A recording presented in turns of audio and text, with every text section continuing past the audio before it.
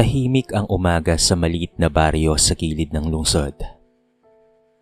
Habang unti-unting gumigising ang mga tao sa malamig na simoy ng Disyembre, sa isang lumang upahang silid na yari sa kahoy at yero, dahan-dahang bumangon si Don Emilio Santillan, isang 72 taong gulang na lalaki na ang buhay ay hinubog sa panahon at hirap. Sa gilid ng kanyang kama ay nakasabit ang isang lumang sombrero at isang kupas na jacket. Isinuot niya ang mga ito na para bang ritual na matagal na niyang ginagawa. Sa tabi ng pinto ay naroon ang isang plastik na supot. Makapal, gusot, ngunit maingat niyang itinago. Sa loob nito ay may bungkos-bungkos na pera. Hindi ito mga barya, kung hindi mga papel na maayos niyang itinabi. Pinag-ipunan sa loob ng mahabang panahon. Subalit sa araw na yon, may kakaiba kay Don Emilio. Sa isip niya, hindi siya matanda, hindi masakit ang kanyang tuhod, hindi mabigat ang bawat hakbang. Sa halip, malinaw sa kanyang isipan ang larawan ng dalawang batang nakangiti sa kanya, sina Loren at Micah. Maliliit pa, nakapaa sa lupa at sabik na sumasalubong kapag siya'y umuwi. Malapit na ang Pasko, bulong niya sa kanyang sarili, habang nakatingin sa sarang salamin sa dingding. Kailangan ko na silang bilhan ng regalo. Hindi niya napansin na ang mga batang tinutukoy niya ay matagal nang lumaki. Sa katunayan, may sari-sarili ng pamilya ang mga ito. Ngunit sa mga sandaling iyon, ang kanyang isip ay bumalik sa panahong siya'y malakas pa. Walang sakit, walang panghihina, at walang pag-aalala. Si Don Emilio ay kilala sa lugar bilang isang magbobote. Tuwing umaga, pitpit niya ang isang sako ng bote, lata, at kung ano-anong pwedeng ibenta. Hindi alam ng marami na siya rin ang may-ari ng isang junk shop sa kabilang barangay. Isang negosyong itinayo niya mula sa pinagpatong-patong na pawis, dugo at sakripisyo. Pinatay niya ang maliit na bombilya sa kisame at marahang binuksan ang pinto. Sinalubong siya ng malamig na hangin at amoy ng simoy ng umagang may halong usok ng mga naglulutong kapitbahay. Bitbit ang kanyang plastik na supot. Nagsimula siyang maglakad patungo sa kalsada. Hindi pwedeng walang regalo ang mga bata, sabi niya habang marahang humakbang. Kahit maliit lang, kahit simpleng laruan. Sa bawat yapak niya sa basang semento, dala niya hindi lamang ang pera sa supot, kung hindi ang mabigat na pagmamahal ng isang amang ayaw mawala ng saysay sa sarili nitong alaala. At sa dulo ng tahimik na daan, naroon ang malayo ngunit makislap na gusali ng isang malaking mall. Tila ba isang mundong hindi kanya. Ngunit sa araw na yon, siya'y handang pasukin. Hindi niya alam na ang paglalakbay na iyon ay magbabago hindi lamang ng kanyang araw, kung hindi ng buhay ng maraming taong makakasalubong niya. Lumalaki ang gusali ng mall sa paningin ni Don Emilio habang siya'y papalapit. Makinang ang mga salamin, maliwanag ang mga ilaw sa labas, at tila isang mundong malayo sa kinagisnan niyang lansangan. Huminto siya saglit sa bangketa at tinitigan ang kanyang sarili sa refleksyon ng salamin ng pinto. Gusot ang kanyang buhok, marumi ang laylayan ng kanyang pantalon, at ang kanyang tsinelas ay manipis na sa katagalan ng paggamit. Hinawakan niya ng mahigpit ang kanyang plastik na supot. Nandito lang ako para sa mga bata, bulong niya sa sarili, na parang kailangan niyang palakasin ang kanyang loob. Paglapit niya sa entrance, dalawang gwardiya ang nakaantabay, sina Guard Romel Dizon at Guard Paulo Mercader. Matika silang nakatayo, maayos ang uniforme, at sanay sa pagsala ng mga taong pumapasok sa mall. Napatingin si Romel kay Don Emilio mula ulo hanggang paa. "Boss, saan po kayo pupunta?" tanong niya, bagaman may bahid ng pagdududa sa kanyang boses. "Bibili lang ako ng regalo," sagot ni Don Emilio, bahagyang nauutal. Para sa mga anak ko. Pasko na kasi." Nagkatinginan ng dalawang gwardiya. Napansin ni Paolo ang hawak na plastik. Kita ang gusot-gusot nitong gilid at bahagyang bumuka sa isang parte. Tila may lamang mabibigat. Sa isip niya, baka ito ay mga bote o kung ano-anong kalat. "Bawal po mamalimos dito sa loob," malamig na sabi ni Paolo. "Hindi po kami tumatanggap ng ganyan." Nanlaki ang mga mata ni Don Emilio. Hindi ako mamamalimos.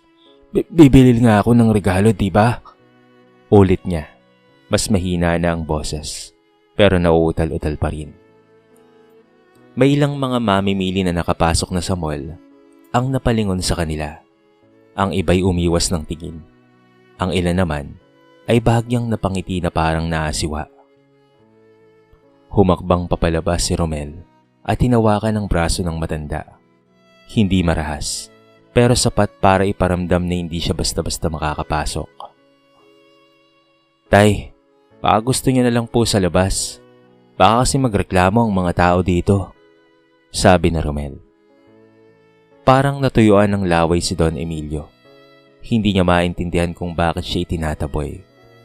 Sa isip niya, karaniwan lang siyang ama na gustong magbigay ng kasiyahan sa anak. "May pambayad ako," mahinang giit niya, habang bahagyang itinataas ang plastik na supot. Isang estudyante sa tabi ang lihim na naglabas ng cellphone. Nagsimulang mag-video. Nararamdaman niyang may kakaiba sa eksena. Isang matandang tila nawawala at dalawang gwardyang tila nagmamadali. Lumalalim ang linya sa noon ni Paolo. "Hindi po namin kayo pwedeng payagan na pumasok sa ganyang itsura ninyo," sambit niya. "Policy lang po. Yun lang ang sinusunod namin." Isang malakas na buntong hininga ang pinakawalan ni Don Emilio. Bumigat ang pakiramdam ng kanyang dibdib. Ang mall na kanina niyang tinitignan ay tila naging pader na hindi niya kayang lagpasan. Ngunit hindi niya binitawan ng plastik. Sa loob nito, nakatago ang hindi lamang pera, kung hindi ang pag-asang maibigay ang Paskong minsan niyang naalala. At sa mga matang mapanghusga sa paligid, wala pang nakakaalam kung ano ang katotohanan na malapit ng mabunyag. Nanatiling nakahinto si Don Emilio sa harap ng entrance ng mall. Hindi niya maintindihan kung bakit ayaw siyang papasukin. Gayong ramdam niya ang bigat ng supot sa kanyang kamay. Ebidensya na hindi siya magsusumamo, hindi siya mamamalimos. Humigpit ang hawak niya sa plastik. "May pambayad ako," ulit niya. Ngunit ngayon ay may bahid na napanginig ang kanyang boses. Napuno ng usisa ang paligid. May mga tao na nga na huminto sa paglalakad upang manood. May mga lihim na nagbubulong-bulungan. "Pakibuksan mo nga yan," sabi ni Card Romel kay Card Paolo. Hindi masyadong maras ang tono, ngunit may halong kaba. Marahang binuksan ni Don Emilio ang supot. Sa una, wala pa ring humanga, hanggang sa bumungad ang makapal na bungkos ng mga perang papel. Mga bagong-bago, maayos ang pagkakatupi. Tinalian pa ng goma. Tumigil ang paghinga ng ilan. Grabe, hindi lang ito barya," mahinang sabi ng isang babae sa likuran. Nanlaki ang mga mata ni Paolo. "Saan mo nakuha yan?" mabilis niyang tanong. Masyado ng diretso ang tono. "Pinag-ipunan ko ito," sagot ni Don Emilio. "Para sa mga anak ko." Ramdam na Romel ang biglang pagbabago ng ihip ng hangin sa paligid. Ang kaninang tingin ng mga tao na may halong awa ay napalitan ng pagkagulat at pagkalito. Kasabay nito, dumating si Supervisor Carla Alfonso. Alerted na sa nangyayaring kaguluhan. Anong problema? Tanong niya habang nakatingin sa matanda. Ma'am, may dala pong malaking pera ang matandang to. Akala po namin mamamalimos. Sagot ni Romel, bakas ang hiya sa boses. Tumingin si Carla sa supot at napasinghap. Tay, sa inyo po ba talaga ang perang yan? Opo, ma'am. Sagot ni Don Emilio. Ngunit hindi na kasing tatag ng dati ang kanyang tono. May isang matandang lalaki sa gilid na bigla na lamang nagsalita. Hindi ba kayo si Don Emilio Santillan? Yung may-ari ng junk shop sa San Roque? Parang huminto ang oras. Napatitig ang lahat kay Don Emilio. Dahan-dahan siyang tumango. Opo, ako nga po. Sagot niya. Ngunit sa kanyang isipan, hindi malinaw kung ano ang junk shop na yon. Ang malinaw lang ay ang mga batang naghihintay ng regalo. Nagkatinginan sina Romel at Paulo. May-ari? Mahinang ulit ni Paulo sa sarili. Unti-unting nagbago ang tono ng paligid. Wala nang nanlalait na bulungan. Wala nang mapanghusgang titig. Napalitan ito ng pagkahiya at pagkabigla. Ngunit sa gitna ng lahat, naroon pa rin ang isang katotohanang hindi nila lubos na nauunawaan. Ang matanda sa harap nila ay hindi na buo ang alaala. Hindi niya dala ang pera dahil sa yabang. Dala niya ito dahil sa isang isip na naiwan sa kahapon. At sa ilang metro mula sa kanila, may isang cellphone na patuloy na nagre-record. Tahimik, malinaw, at handa nang ilabas sa mundo ang eksenang ito na magpapatunog ng maraming konsensya. Habang nananatili sa ere ang katahimikan sa harap ng mall, dahan-dahang bumabalik sa isipan ni Don Emilio ang mga alaala ng nakaraan. Parang pelikulang biglang pinalabas sa kanyang utak. Sa isang iglap, hindi na siya nakatayo sa harap ng salamin na pinto ng mall. Sa kanyang isipan, pumalik siya sa isang maliit na bakura na puno ng kalat. Mga kalat-kalat na bote, bakal at dyaryo. Mula sa maliit na espasyong iyon ay nagsimula ang lahat. Bata pa siya noon, malakas, buo pa ang kanyang pangarap. Isa siyang karaniwang magbobote na gumigising bago sumikat ang araw. Bit-bit ang sako, naglalakad kung saan-saan. Pero sa halip na bisyo o luho, ang bawat barya na kinikita niya ay iniipon niya. Kaya naman hunti-unti, nakabili siya ng maliit na lupa. Doon niya itinayo ang kanyang junk shop. Nakita niya ang sarili niyang nagtatrabaho habang nakatingin sina Loren at Maika sa kanya. Mga bata pa. Nagtatakbuhan sa bakuran, masayang naglalaro, walang alam sa bigat ng mundo. Para sa inyo to mga anak, sabi ng mas bata niyang sarili, kahit wala namang nakikinig noon. Ngunit mabilis na naglabo ang alaala.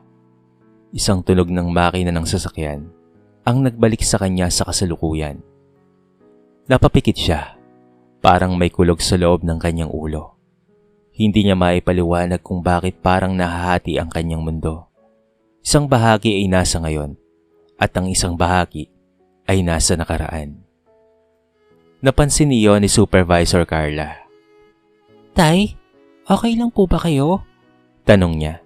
Mas mahinahon na ngayon ang tono. Ngunit bago pa makasagot si Don Emilio, may isang babae sa gilid na humawak sa kanyang braso. May sakit po ata siya. Bulong nito. Parang nalilito po siya. Parang meron po siyang amnesia. O parang bumalik siya sa nakaraan.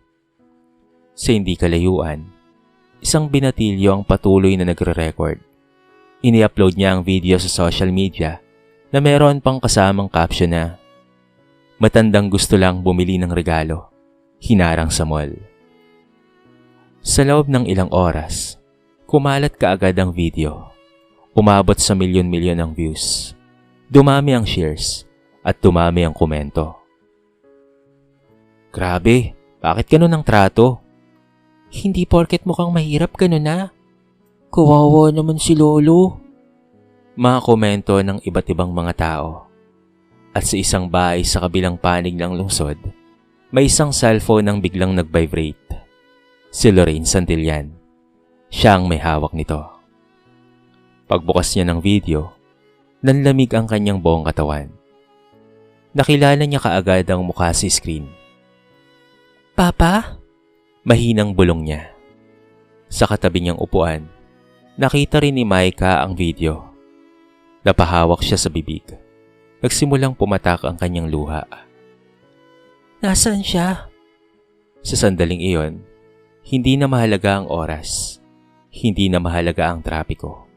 Hindi na mahalaga ang mga dahilan. Isa lang ang malinaw sa kanilang dalawa. Kailangan nilang hanapin ang kanilang ama na tila naiwan sa mundong hindi na niya maintindihan. At sa labas ng mall, habang nakatayo si Don Emilio hawak pa rin ang kanyang plastic na supot, wala siyang kaalam-alam na ang mundo ay nagising na sa kanyang kwento. Nagmistulang tahimik sa loob ng sasakyan kahit bumubusina ang daan. Si Loren ay mahigpit na humawak sa manibela habang si Micah naman ay paulit-ulit na tinitignan ang video sa kanyang cellphone. Ang eksenang hindi nila kailanman inaasahang makita. Ang kanilang ama, nakayuko, pinaghihinalaan, pinagmamasdan ng marami at pinagtatawanan. "Mas mabilis pa," bulong ni Micah. Nanginginig ang boses. "Bilisan mo pa ang pagpapaandar." Pagdating nila sa mall, agad silang bumaba. Hindi na mahalaga ang parking. Hindi na mahalaga ang mga mata ng tao. Diretso silang pumasok sa entrance kung saan huling nakita si Don Emilio sa video. Naroon pa rin siya, nakaupo sa isang upuan sa tabi ng pinto. Hawak pa rin ang plastic na supot. Nakayuko ang ulo, para bang pagod. Hindi lamang ang katawan, kung hindi pati na rin ang kanyang isip at kaluluwa. Humawak bigla si Micah sa braso ng kanilang ama. "Pa!" Mahina niyang tawag. Dahan-dahang nag-angat ng ulo si Don Emilio. Naniningkit ang kanyang mga mata. Tila ba pilit na inaalala ang mga mukhang nakatayo sa harapan niya. "Loren?" Bulong niya. "Micah?" Bumigay ang tuhod ni Micah. Yumakap siya sa matanda. Hindi inalintana ang mga matang nakamasid. Habang nangyayari iyon, papalapit naman si Supervisor Carla at ang dalawang gwardiya. "Ma'am, kayo po ba ang pamilya?" Tanong ni Carla. Tumayo si Loren. Tahimik ang kanyang mukha. Ngunit halata ang bigat ng damdamin. "Anak niya po kami," sagot niya. "At nakita po namin ang video." Biglang nawala ang lakas ng tuhod ni Guard Romel. Napatingin siya sa sahig. Si Paolo ay hindi makatingin ng direkta. "Pasensya na po," mahinang sambit na Romel. "Hindi po namin alam." Hindi niya natapos ang kanyang sasabihin. Lumapit si Loren sa harapan nila. "Hindi niyo naman kailangang malaman kung sino siya," sabi niya sa mababang boses. "Kailangan niyo lang po siyang tratuhin bilang tao." Tumahimik ang paligid. Ang mga nanonood ay tila napako sa kanilang kinatatayuan. Isang mamimili ang muling naglabas ng cellphone. Isa pang video ang kumalat. Ang anak na humarap sa mga gwardya na minsang humusga sa kanilang ama. Tumarami ang tao. Tumadami ang bulungan. At tumadami ang hiya. At sa gitna ng lahat, si Don Emilio ay yumakap sa kanyang mga anak. Hawak pa rin ang plastic na parabang ito lamang ang nagbibigay sa kanya ng pakiramdam na may misyon pa siyang kailangang tapusin. "Bibili tayo ng regalo, ha?" bulong niya. Nagkatinginan sina Loren at Micah. Pareho silang napangiti, ngunit may kasamang pait. "Opo pa," sagot ni Loren. "Sama-sama na tayo," dagdag ni Micah. Ngunit bago pa sila tuluyang makapasok sa loob ng mall, may mga matang nagbabantay sa may itaas. Mga matang matagal nang nakakakita ng mali at handa nang gumawa ng hakbang. Tahimik ang opisina ng mall ng manager. Sa labas ng salaming dingding, Tanaw ang mga taong patuloy pa ring nagtitipon. Mga osisero, mga nakaabang at ilang patuloy na nagre-record. Sa loob, magkakaharap sina Loren, Maika at Don Emilio. Kasama na roon si Supervisor Carla at ang mall manager na si Victor Ramos. Sa isang sulok, magkatabing nakatayo si Guard Romel at Guard Paulo. Hindi sila makatingin ng diretso kahit kanino. Una po sa lahat, mababang panimula ni Victor. Humihingi po kami ng taos-pusong paumanhin sa nangyari sa inyong ama. Hindi po ito ang gusto naming ipakita bilang serbisyo sa publiko. Hindi nagsalita agad si Loren. Tumingin muna siya sa kanilang ama, na ngayon ay tahimik na nakaupo sa sofa. Pinaglalaroan ng hawakan ng kanyang plastik na supot. Hindi po kami nandito para manise. Nandito po kami para ipaabot kung gaano kasakit ang agarang panguhusga sa tao, lalo na sa isang matanda. Tumango si Maika. May sakit po ang ama namin, dagdag niya. Hindi niya kasalanan kung bakit siya ganun kanina. Parang tinamaan ng kidlat sina Romel at Paulo. Ngayon nila tunay na naintindihan ang kanilang nakita at ginawa. Hindi kahinainalang matanda, kung hindi isang taong nalilito, nanghihina at nangangailangan ng pangunawa. Ngunit pinagdudahan nila. Pasensya na po, halos pabulong na sabi ni Paulo. Hindi po namin sinasadya, dugtong pa na Romel. Biglang tumayo si Loren at humarap sa kanila. Pinapatawad na namin kayo, buong linaw niyang sinabi. Napatingin ang lahat sa kanya. Hindi dahil karapat-dapat, kung hindi dahil ayaw naming magtanim ng galit. Pero sana, may matutunan kayo sa nangyari. Napaiyak si Romel. Si Paulo ay napahawak sa kanyang mukha. Ngunit sa kabila ng kapatawaran, naging buo na ang desisyon ng pamunuan ng mall. May pananagutan pa rin, malungkot na sabi ni Victor. Tatanggalin pa rin namin sila sa trabaho, sa loob ng 1 buwan. Hindi po dahil sa galit, kung hindi upang hindi na ito maulit at magsilbing halimbawa. Alam naming nagtatrabaho lang kayo, pero sumobra kayo sa ginawa ninyo.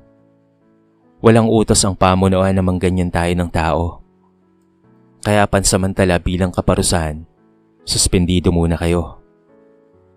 Nanlaki ang mga mata ng dalawa, sina Romel at Paulo, para bang bumigay ang mundo sandali.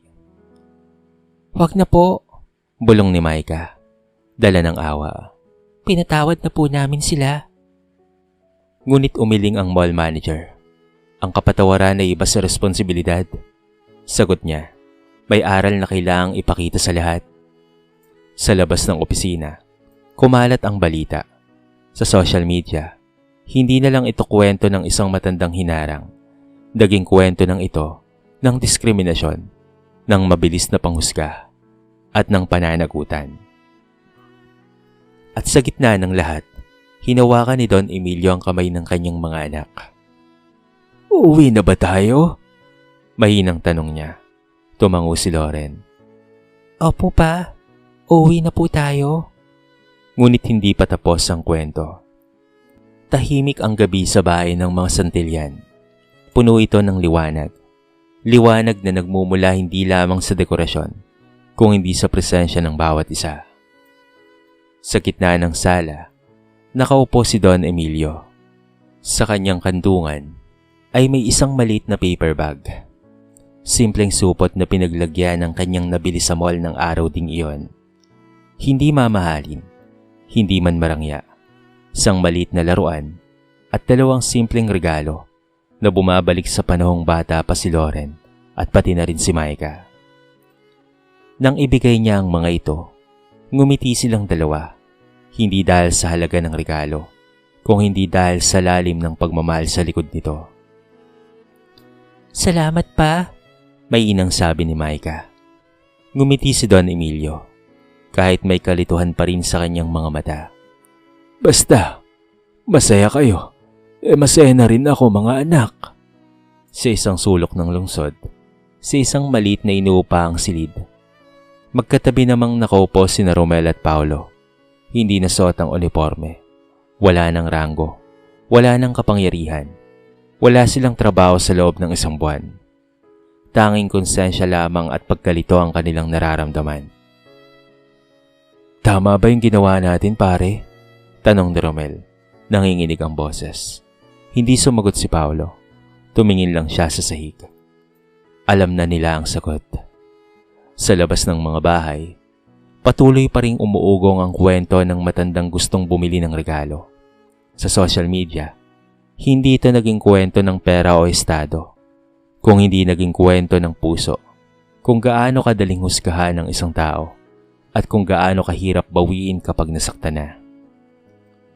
Makalipas ang ilang araw, muling bumalik si Don Emilio sa kanyang junk shop. Naroon pa rin ang mga bakal, bote, at dyaryo. Ngunit ngayon, kasama na niya ang kanyang mga anak. Mas madalas at mas naalagaan siya. Hindi siya iniiwan ng mga ito sapagkat nag-aalala sila na baka magpunta na naman ang kanilang ama sa ibang lugar at baka magkaroon na naman ng issue dahil sa karamdaman nito. Ipinangako nila na palagi nilang aalalayan ang kanilang ama.